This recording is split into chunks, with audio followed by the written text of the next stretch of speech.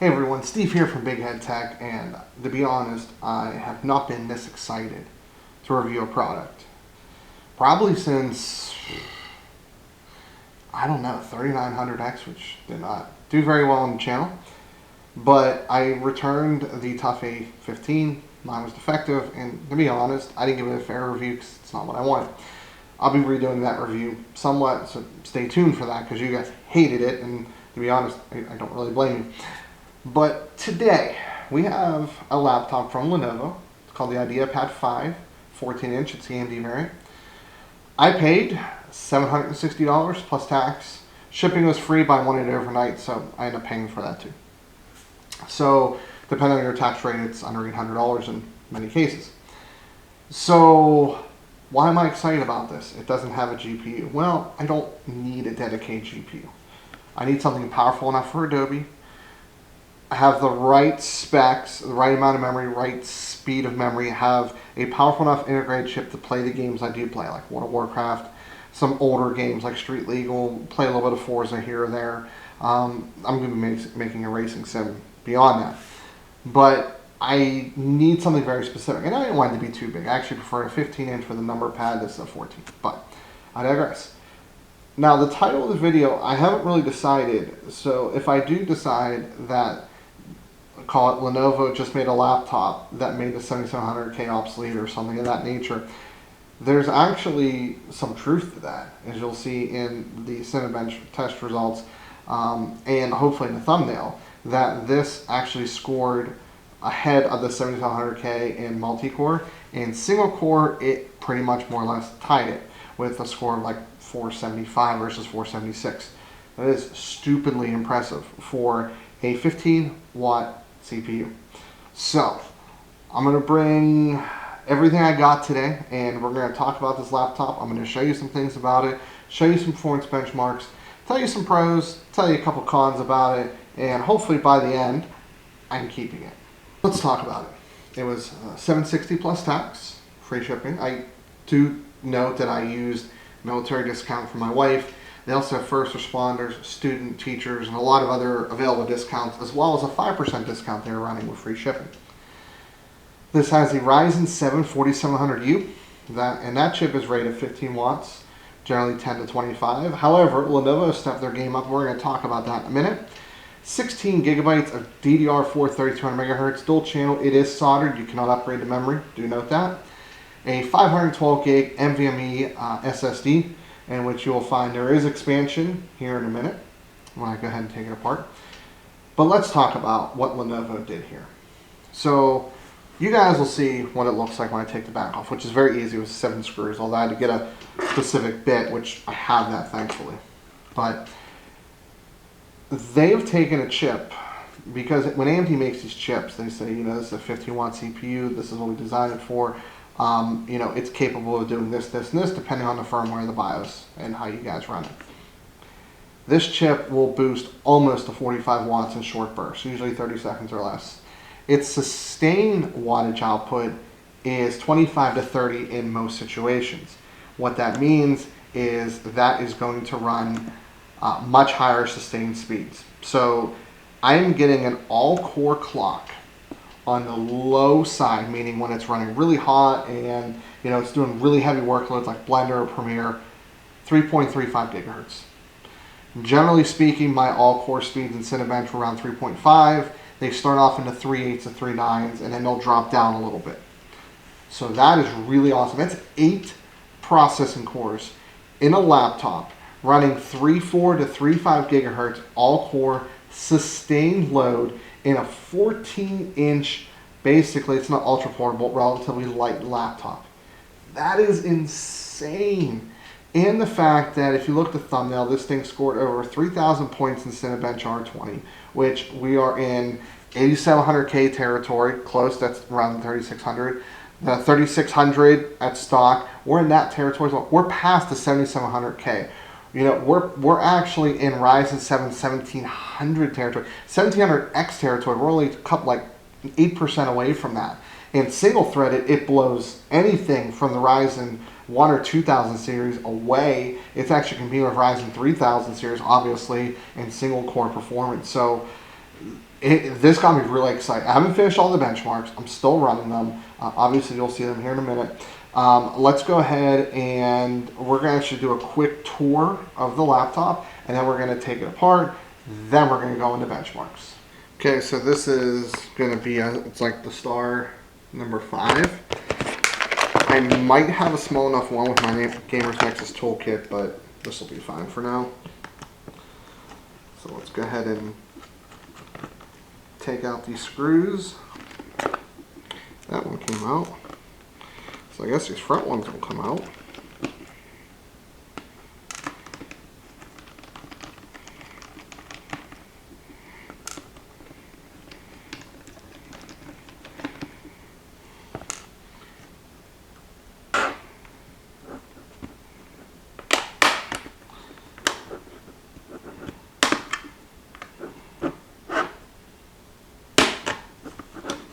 Interesting.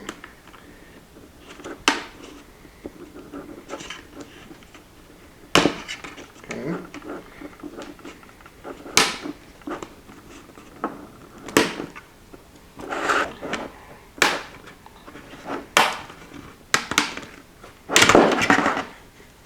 So these screws, yes, they do, they catch. Okay, so that's why. You can kind of see it here. So, some good news and, well, not so good news. So let's take a look at everything here. So the memory is soldered. It is what it is. It has 16 gigabytes of DDR4 3200 megahertz. It has a 802.11ax wireless card. It has a 512 gig NVMe SSD. And I'm actually curious what is under here. This is the NVMe SSD that's in here. It is model M2-ALQ5120. So, but you do see there's expandable storage here. Most likely NVMe as well. Now, this explains why I have not had any thermal issues. This is, honestly, I mean, so you look at the vents, right? I'm going to assume this intakes air. I would be surprised if it... No, it might actually... I think it actually blows out. So, exhaust out here, plenty of mesh. 2 heat pipes is plenty. You know, for example, the previous one had 3 heat pipes and also had to cool GPU. So, that's definitely a little bit concerning.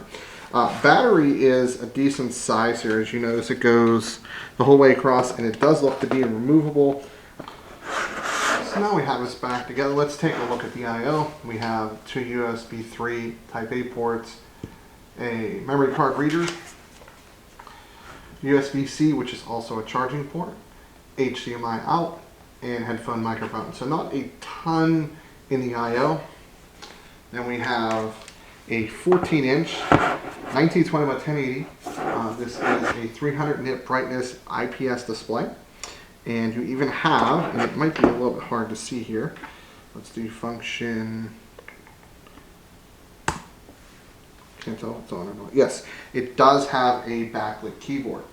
So that is definitely very useful. Fingerprint sensor, I believe, is also up here. I don't have that configured, but it definitely is a really, really nicely spec'd. You got the brush aluminum, of course. I already got this dirty, as you can tell, but it's also very light, very lightweight. I think it's around 3 pounds or something like that. Standard 720p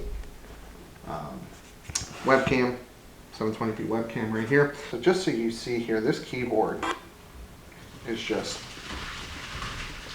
it feels really good for a laptop keyboard. Not mushy, good tactile feel. You can actually feel the actuation point. Love it. Let's get some royalty-free music on YouTube. And let's see how they sound here. We'll go with this. Searching for music for your next video? Then That's you need to check out our list. Yes, I know, I need YouTube Red.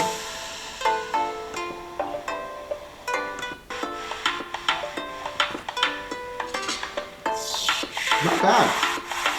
Honestly, not bad for a laptop like this. try this one.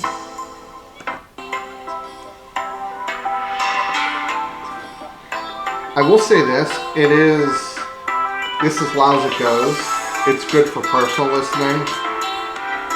It honestly is. Not anything to write home about. External speakers are way better, but honestly, I'm quite happy with just, if I want to put some music on while I'm working, it's perfect for it. So I'm not going to bore you with the testing methodology because I think with how different the test systems are, it's not super exciting. But let's jump into Cinebench now before we get started. Do note this is 8 cores and no SMT, so no hyper-threading or simultaneous multi-threading. So the expectation is multi-core should be below the 4800H, right?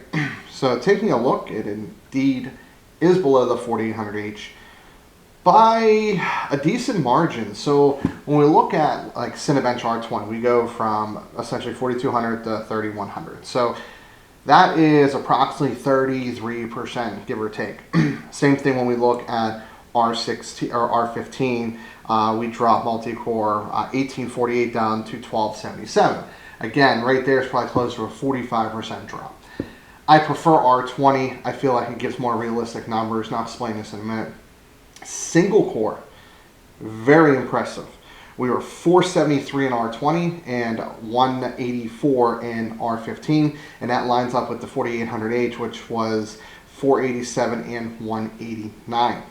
So basically what we expected. It doesn't boost quite as high on single core. It doesn't have simultaneous multi-threading, so it fell a little bit behind. Now, taking a look at Blender next. This one, I'm not entirely sure the reason for these results necessarily, but taking a look at the results here, we scored 6.33 minutes. The reason why it's a little confusing is because this actually beat out the 2600 with Precision Boost Overdrive and Cinebench, but not in a real world test. This is almost identical to the other tests I've seen. So mind you, this is not 6 minutes 33 seconds. This is like 6 minutes 20 seconds, and I converted just for the chart. Makes life easier. So I'm not entirely sure if there's any kind of graphical acceleration. The desktop GP or CPUs use 1080s. The 4800H had a 1660 Ti. So that might have a little bit to do with it because I really didn't expect it to be in the 6s. I expected it to be in the 5s, closer to the 3600. I was loose to the 8700K at 4.7 gigahertz. What I don't have on here is 7700K. So a 7700K at 4.5 gigahertz. I know you can overclock to 5, but just add 10% of these results. And Cinebench R20 scores 476 in single core and 2400 in multi-core. Even if you get that thing to 5 gigahertz, you're not going to beat this chip in multi-core. And you will obviously beat it in single core, but not by much. Honestly, you know, the 8700K, for example, you know, that was scoring, that didn't even crack, I think, 200, right? You only hit 200, 201, 210 when you're in the 9000 series at or over 5 gigahertz. But I thought these results are pretty interesting. Very, very good across the board. It plays kind of where I expected to, but the reason why it's so far behind the 4800H is because we're about 10% slower on all core roughly, maybe like 12 or 13, and we lose the simultaneous multi-thread, which is another 25%. So from an additive standpoint, we're about 30 to 40% less total raw power. So that pretty much lines up with Cinebench R20. Blender, again, it is what it is. I'm not entirely sure, but it still went favorably regardless. Now, looking at games, we're only comparing integrated cards here. So what's interesting is the 4800H Vega 7 is outperforming the 4700U Vega 7. And I don't know why until I found out. Hardware Info 64 is the only thing that actually is reading back memory clock. It's reading the memory clock as 1333 despite the memory showing up in Hardware Info and the BIOS as 1600 or 3200. So the memory clock in MSI Afterburner, GPU-Z, which it's not doing live reporting, it just shows the default, is not running up to 1600. So that explains why this was about 8% behind. When we take a move over to games, we're kind of seeing the same thing. We're anywhere from 5, in some cases, closer to 10% behind. And I think it's only because of the memory clock, because they both have the same core clock. They're both supposed to have the same memory clock, but there's definitely either an issue with this system. It could be driver, it could be BIOS. I'm not entirely sure. It's not a big enough deal for me right now. I'll investigate it. But yeah, that being said, but yeah, I mean, let's take quick rundowns. Over 60 FPS in World of Warcraft, and then we have, F1 39 FPS, the Division 2 37 FPS. Now the F1's on medium, Division 2's on low. Medium for Forza, 35 FPS. And then Ghost Recon Wildlands and Hitman definitely took a little bit of a dive there. Even on low, those are really intensive games. But even on low settings, it is definitely playable in some situations. But this is really definitely geared towards somebody like myself. So, have I found the laptop that I'm keeping? I think so. The exception would be if there's any major issues. The memory speed for the video is kind of annoying. It's not enough for me to let it go. I haven't tested battery life, but I suspect battery life. In fact, I'm going to unplug it while I do Adobe editing later. I suspect battery life is fine. It's not going to be anything to ride home about. It's not going to be 10 hours, but if it's a couple hours, it's great for everyday work. What other things I don't like about it? I/O. I'm not a fan of the I/O. The USB-C charging is great. I really wish it would have a second USB-C. For how thin it is, I guess Ethernet would have happened, but I have a dongle, but it would have been nice to have 2 USB-Cs. I would have liked the 14 or 15 inch rather, but I can't blame it for being a 14 inch because I bought it. But what would make me give this up is if I found a 4800U laptop in the same price range. I don't think I will. I think it's going to be $100 premium plus, probably in the $850 and $900 range with discounts.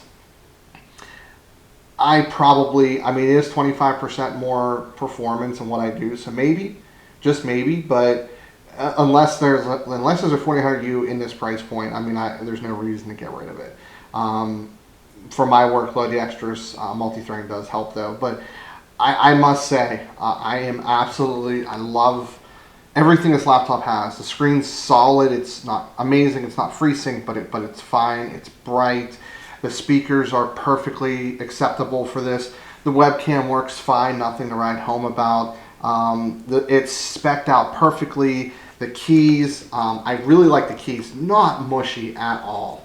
You know, I like the fact it's backlit, it has a fingerprint sensor. I mean, there's really so much good that even a couple weird bugs here or there is not anything that's going to deter me from keeping it. So if you like the video, hit the like button, share it with somebody you think that would benefit from it. If you dislike it, as much as I hate it when you guys dislike the video, the reality is it tells me that I didn't do a good job and I remake videos for that reason, right? But dislike the video. If you want to buy anything featured in this video, so whether it's this portable SSD or this laptop or maybe a toolkit, maybe I'll put all that just so you guys have some options in the link in the description below. And do note that anything that you purchase after clicking on my link in that session, I do get a commission from Amazon. Albeit on hardware, it is quite low, but it does help a lot. So if you do want to support me, great. If you don't want to support me, then don't follow the links because then you'll be using my affiliate code. So do keep that in mind. And that is it. As always, this is Steve from Big Head Tech, and I'll see y'all later on down the road.